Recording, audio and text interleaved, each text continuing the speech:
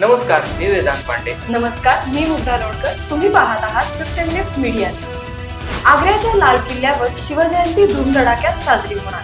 दिवाणे आम मध्ये साजरी होणार शिवजयंती. मध्य प्रदेशचे माजी मुख्यमंत्री कमलनाथ भाजपमध्ये प्रवेश करणार. कमलनाथांकडून अजूनही कोणतीही अधिकृत वक्तव्य नाही. राज्यमंत्री भारती पवार यांनी केली घोषणा. कांदा निर्यातीवरील बंदी हटवली.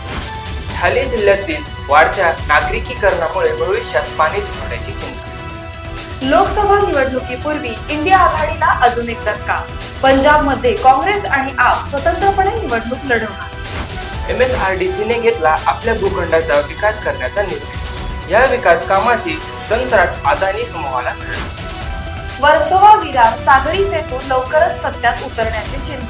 55,500 कोटींचा बांधकाम खर्च. दिल्लीतील शेतकरी आंदोलन अजून तीव्र. मोदी सरकारला 2 दिवसाची वेळ, नाहीतर मोर्चा अटळ.